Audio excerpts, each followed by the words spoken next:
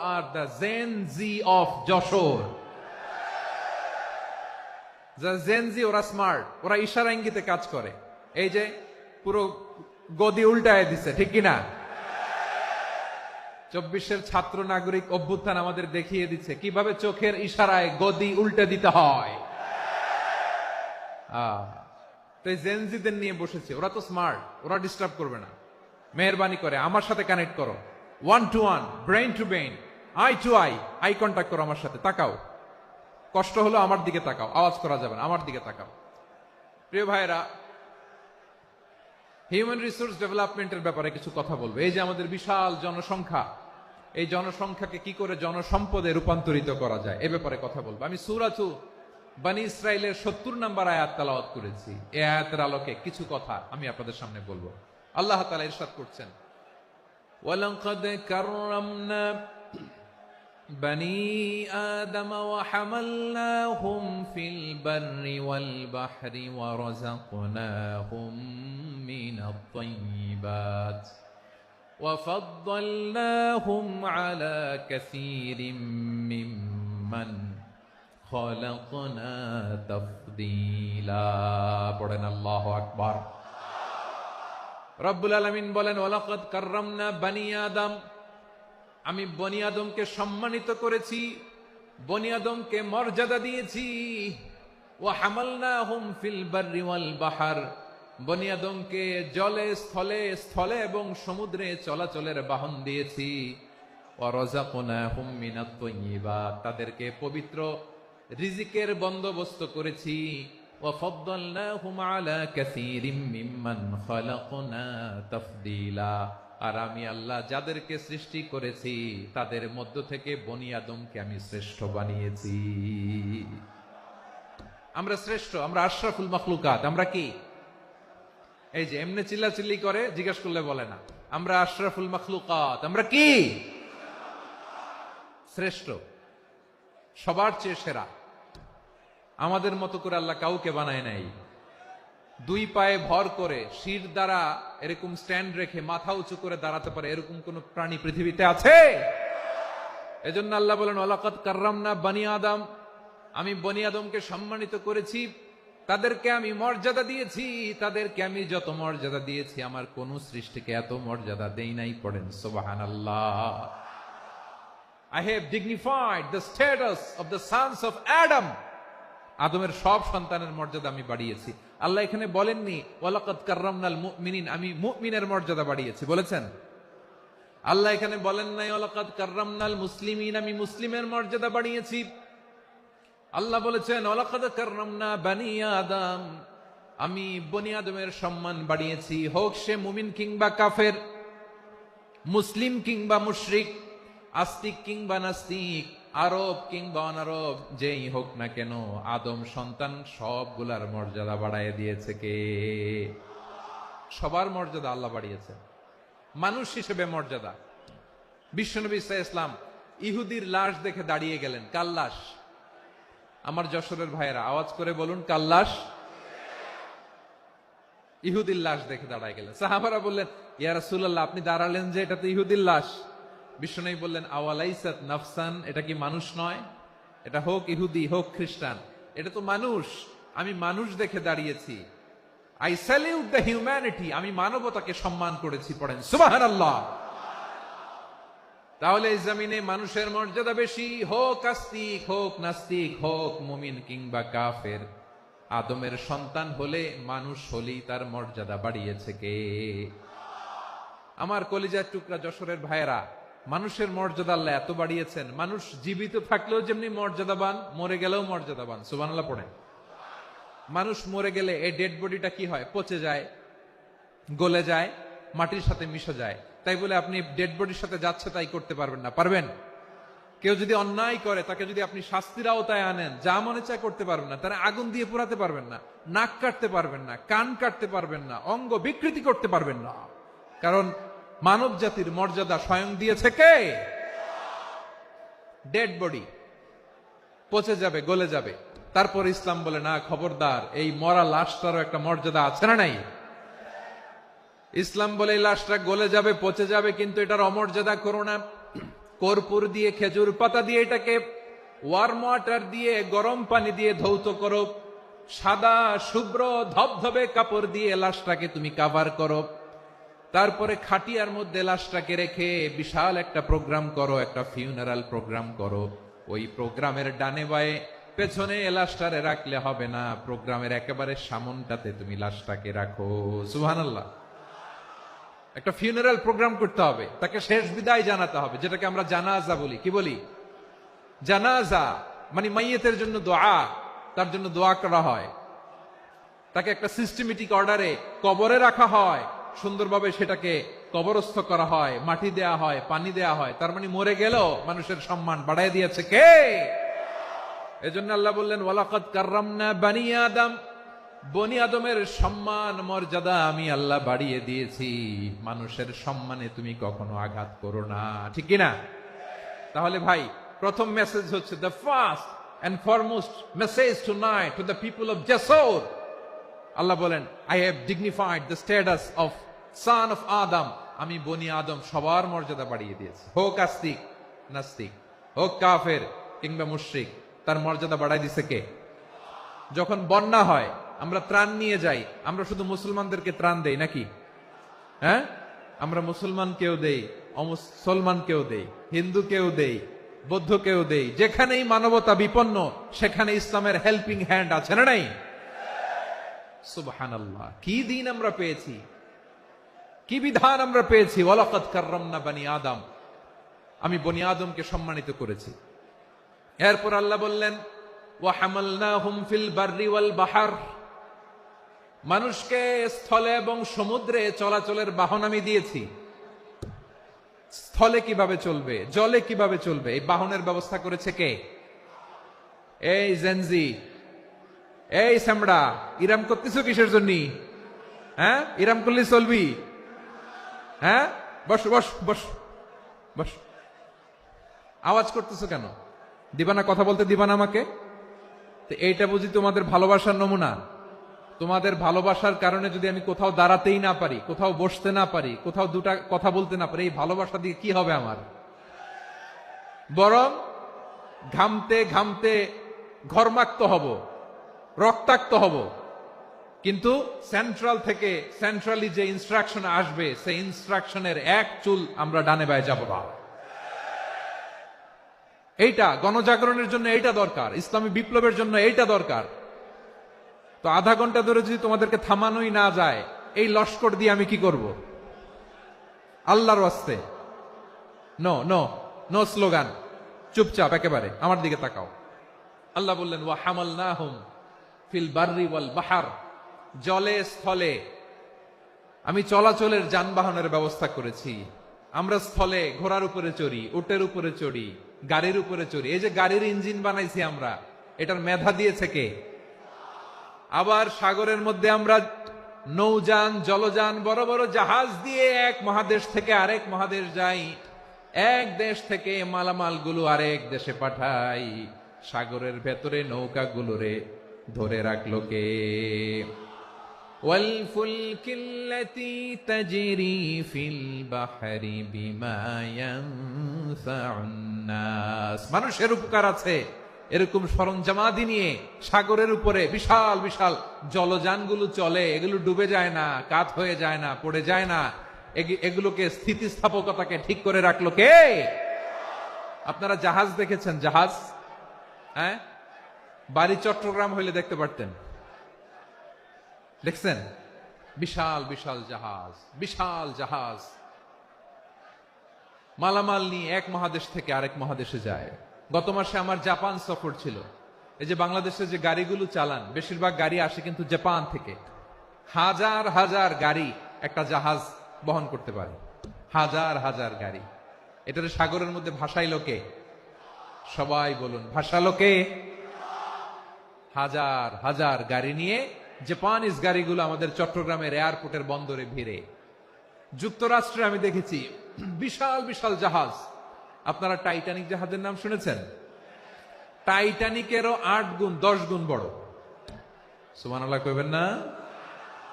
Titanic জাহাজের 8 গুণ 10 গুণ বড় একটা জাহাজ আছে, আইকন অফ দ্য সি, আমি দেখে এসেছি। রয়্যাল ক্যারিবিয়ান দেখে এসেছি।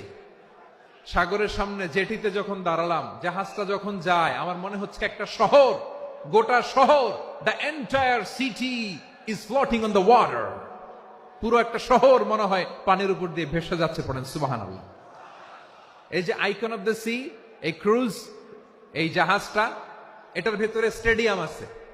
কিসের ভিতরে স্টেডিয়াম? কথা বুঝে নাই বোধহয়। স্টেডিয়াম কিসের ভিতর?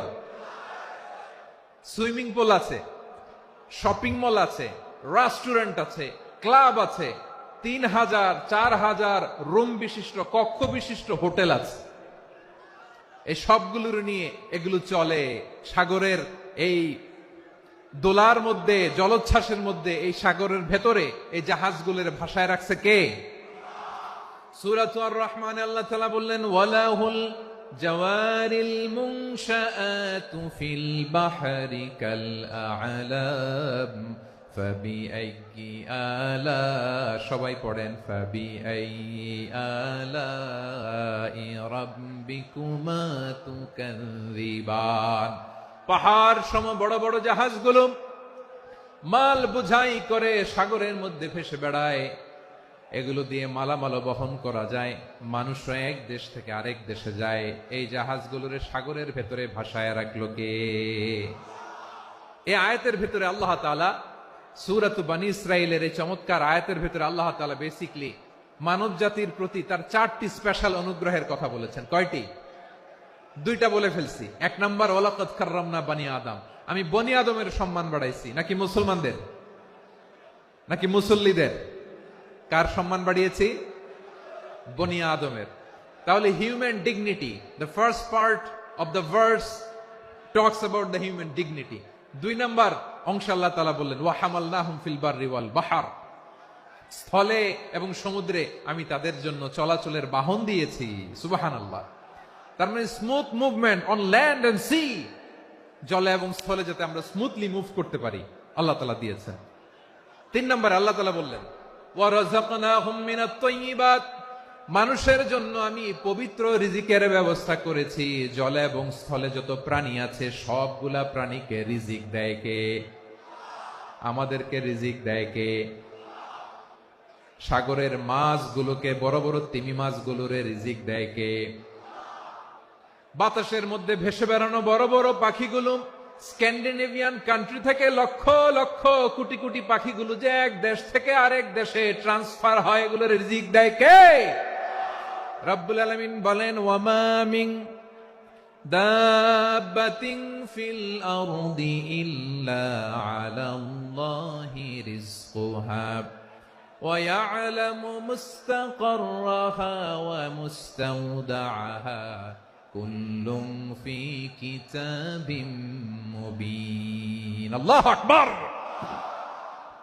রব্বুল আলামিন বলেন, ভূপৃষ্ঠে বিচরণশীল যত প্রাণী আছে সব প্রাণীগুলোকে আমি আল্লাহ আমার নিজের কুদরতে রিজিকের বন্দোবস্ত করি। এই প্রাণীগুলো কোথায় থাকে, কোথায় যায়, সব জায়গায় আমি রিজিক পৌঁছে দেই। রিজিক কেউ দিতে পারে না, রিজিকের মালিক কে? রিজিকের মালিক তিনি আল্লাহ।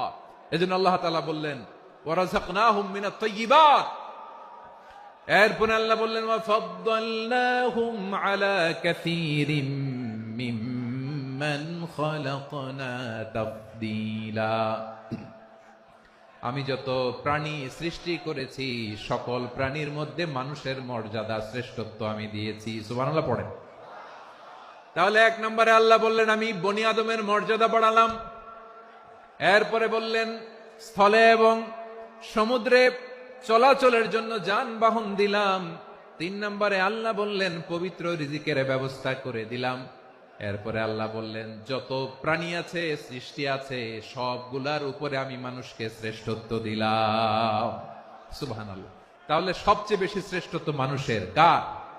মানুষের। শুধু তাই নয় প্রিয় ভাইরা, আকাশ এবং জমিনে যা কিছু আছে সবকিছু মানুষের জন্য, মানুষের কল্যাণে, মানুষের প্রয়োজনে, মানুষের বশীভূত করে সৃষ্টি করেছেন কে? রব্বুল আলামিন বলেন, হুয়াল্লাযী খালাকা লাকুম মা ফিল আরদি জামিআ। এই জমিনের মধ্যে যা কিছু আমি আল্লাহ সৃষ্টি করেছি সব কিছু আমি মানুষের জন্য সৃষ্টি করেছি। পড়েন সুবহানাল্লাহ। ওয়াল্লাযী খালাকা লাকুম মা ফিল আরদি জামিআ, যা আছে সব আমাদের জন্য, সব আমাদেরকে সার্ভিস দেওয়ার জন্য, আমাদের উপকারের জন্য, আমাদের কল্যাণের জন্য। আওয়াজ করে সবাই পড়ুন আল্লাহু আকবার। অন্য আয়াতে আল্লাহ বললেন ওয়াসাখখারা লাকুম মা ফিস সামাওয়াতি ওয়া মা ফিল আরদি জামিআম মিন ইন্না ফি যালিকা লাআয়াতিন লিকাওমিন ইয়াতাফাক্কারুন।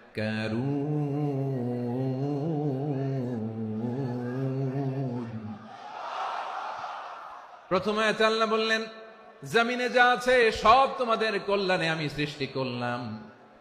এরপরে আল্লাহ বললেন আকাশেও যা আছে সব তোমাদের জন্য সৃষ্টি করলাম, তোমাদের অনুগত বানায় দিলাম। পড়েন সুবহানাল্লাহ।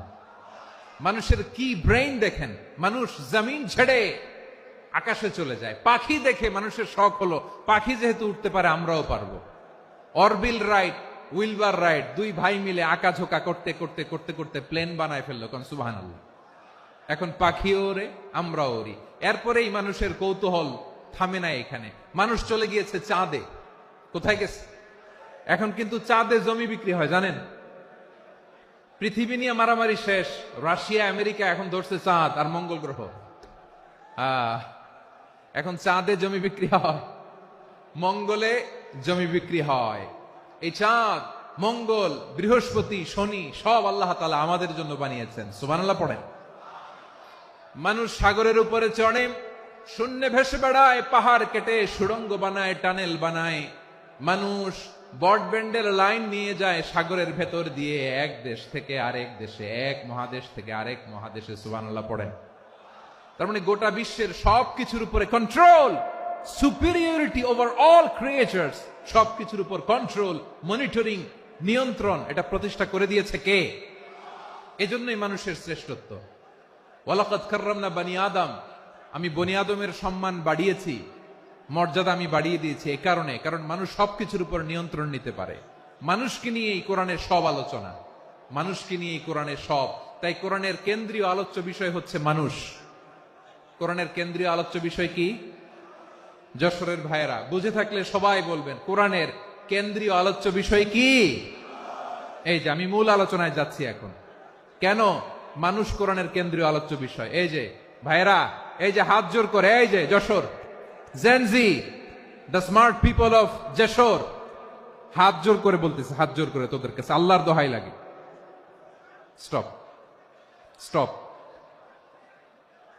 শুরুতে একবার বলেছে জায়গা না হলে আস্তে আস্তে ধাক্কা দিবা, সামনে না পিছনে, দিয়ে দিয়ে বেরোয় চলে যাও। এলইডিতে দেখো, এই যে এই যে আল্লাহর ওয়াস্তে জায়গা না হলে ওইদিকে যাও। কোরআনের মাহফিলে বিশৃঙ্খলা, এটা কাফিরদের আলামত। কাফিররা শীষ দিত, শীষ। বিশ্বনবী কোরআনের তাফসির করলে কাফিররা শীষ দিত আর ক্ল্যাপিং করত, হুইসেল এন্ড ক্ল্যাপিং।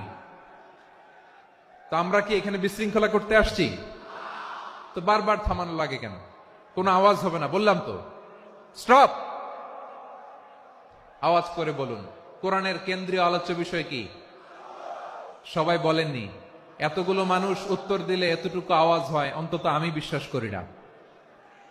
যশোর, আওয়াজ করে বলো কোরআনের কেন্দ্রীয় আলোচ্য বিষয় কি?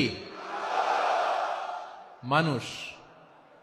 এই মানুষ কোরআনের কেন্দ্রীয় আলোচ্য বিষয়। মানুষকে আল্লাহ স্বাধীনতা দিয়েছেন। ফামান শাআ ফালইউমিন ওয়া মান শাআ ফালইয়াকফুর। চাইলে মুমিন হতে পারো, চাইলে কাফের হতে পারো, তোমার ইচ্ছা। তবে জেনে রাখো, মুমিন হলে পাবা জান্নাত, কাফির হলে পাবা জাহান্নাম। নাও দ্য ডিসিশন ইজ ইয়ার্স। সিদ্ধান্ত তোমার, জান্নাতে যাবা না জাহান্নামে যাবা। যশোরের ভাইয়েরা আওয়াজ করে বলুন কই যেতে চান, জান্নাতে না জাহান্নামে? ডান দিকে না বাম দিকে? ডানপন্থী না বামপন্থী? চিল্লা চিল্লি না চুপচাপ? চুপচাপ কয়ে আবার চিল্লাচিল্লি শুরু করে দিচ্ছে।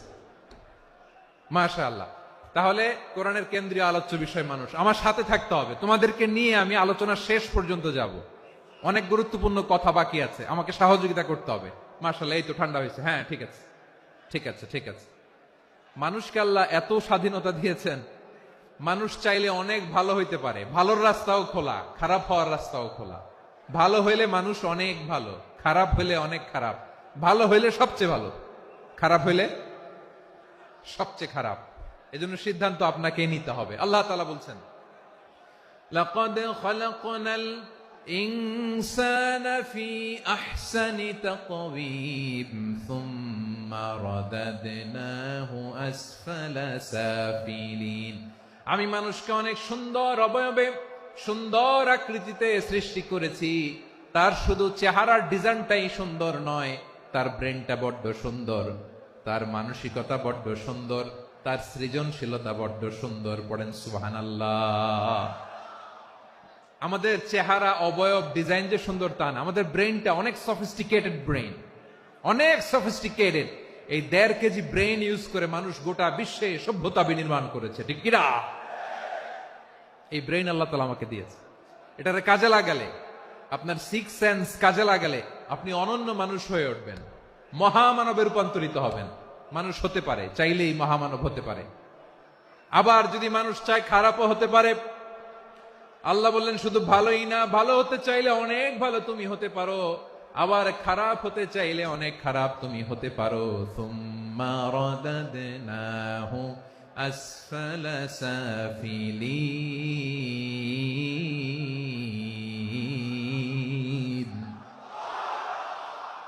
খারাপ হলে একেবারে খারাপ হতে পারো, নিকৃষ্ট হলে একেবারে নিকৃষ্ট হতে পারো, ভালো হলেও ভালো হতে পারো। কোন সুবহানাল্লাহ। এবার আওয়াজ করে বলুন, ভালো হতে চাই না খারাপ? শ্রেষ্ঠ না নিকৃষ্ট? মানুষ ভালো হলে মানুষ ফেরেশতার চেয়েও ভালো, মানুষ খারাপ হলে সে পশুর চেয়েও খারাপ। কথা ঠিক কিনা বলেন? ভালো হলে ফেরেশতার চেয়েও ভালো, খারাপ হলে পশুর চেয়েও নিকৃষ্ট। তার মানে শ্রেষ্ঠত্বে মানুষ, শ্রেষ্ঠত্বে ফেরেশতাকে হার মানায়, আর অধপতনে শ্রেষ্ঠত্বে ফেরেশতাকে ছাড়িয়ে যায়, আর অধপতনে পশুকেও হার মানায়। আই রিপিট, আমি আবারও বলছি, মানুষ শ্রেষ্ঠত্বে ফেরেশতাকে ছাড়িয়ে যায়, আর অধপতনে সে পশুকেও হার মানায়। আওয়াজ করে বলতে হবে ঠিক কি না? এটার প্রমাণ কি? মানুষ শ্রেষ্ঠ হইলে যে ফেরেশতার চেয়েও সেরা, তার প্রমাণ কি? আল্লাহ তাআলা বলছেন, ওয়া ইয কুলনা লিল মালাইকাতি ইসজুদু লি আদম ফাসাজাদু ইল্লা ইবলিস আবা ওয়াস্তাকবারা ওয়া কানা মিনাল কাফিরিন। আল্লাহ বলেন, স্মরণ করো সে সময়ের কথা যখন আমি ফেরেশতাদেরকে বললাম, ও ফেরেশতারা আদমকে সেজদা দাও। সব ফেরেশতারা সম্মান সূচক সেজদা আদমকে দিল, তারা আদমের জন্য সেজদায় লুটিয়ে পড়লো, একজন ছাড়া, তার নাম ইবলিস। আওয়াজ করে বলেন তার নাম কি? সে অহংকার প্রদর্শন করলো, সে কাফের হয়ে গেল, বাকি সব ফেরেশতারা সেজদা দিল। সুবহানাল্লাহ। আবার আদম আলাইহিস সালামকে আল্লাহ জিজ্ঞেস করলেন, সব বলে দিল উত্তর, কিন্তু ফেরেশতাদেরকে একই প্রশ্ন জিজ্ঞেস করলেন, তারা উত্তর করতে পারে নাই। তার মানে এর মধ্য দিয়ে প্রমাণিত হয়, মানুষ ভালো হলে ফেরেশতার চেয়েও ভালো, ফেরেশতার চেয়েও মানুষের মর্যাদা বাড়িয়ে দিয়েছে কে? সব নূরের ফেরেশতা যখন মাটির আদমকে সেজদা দেয়, এটা প্রমাণ করে ফেরেশতার চেয়েও মানুষের মর্যাদা বাড়িয়ে দিয়েছে কে? তুমি মাটির আদমকে প্রথম সৃষ্টি করিয়া ঘোষণা করিয়া দিলে শ্রেষ্ঠ বলিয়া, তাই তো নূরের ফেরেশতা করে আদমকে সেজদা। ঠিক কিনা বলেন?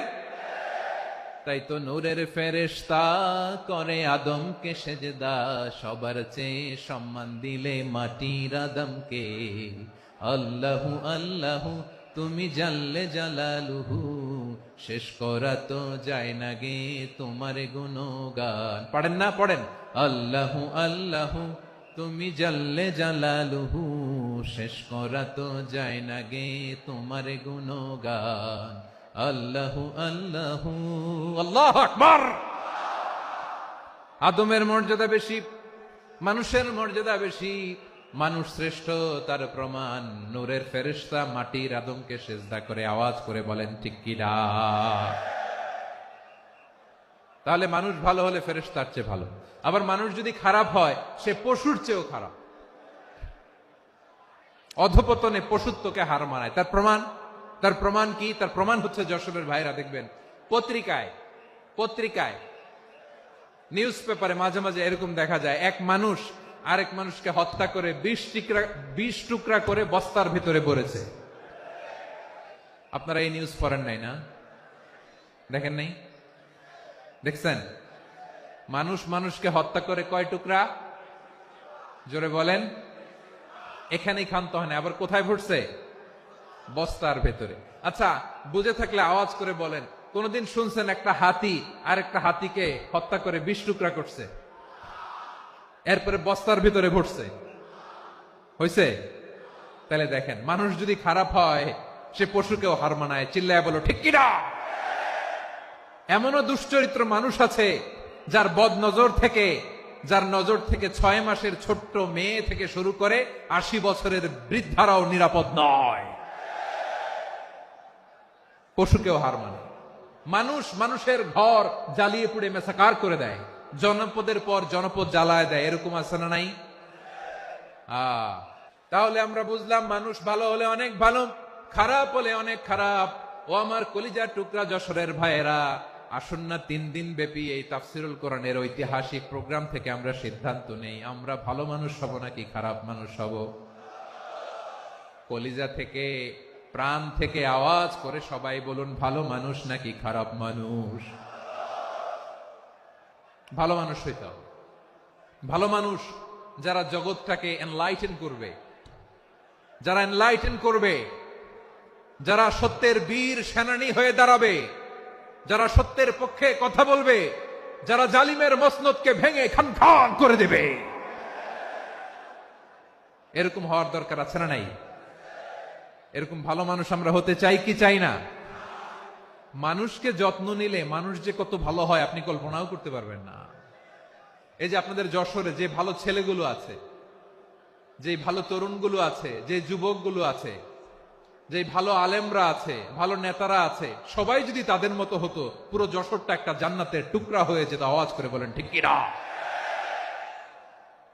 মানুষকে নার্চারিং করলে, মানুষকে পলিশ করলে, মানুষকে গ্রুমিং করলে, মানুষকে সঠিক তারবিয়া দিলে মানুষ অনন্য হয়ে ওঠে। প্রতিটি মানুষ অনন্য। আমি অনন্য, আপনি অনন্য, আমরা সবাই অনন্য। সুবহানাল্লাহ বলেন। মানুষকে আল্লাহ তাআলা দিয়েছেন অসীম ক্ষমতা। সুবহানাল্লাহ। একটা মানুষ পারে না এমন কিছু নাই। বিশ্বাস করতে হবে, মানুষ যা কল্পনা করতে পারে ওইটা মানুষ করে দেখাতে পারে।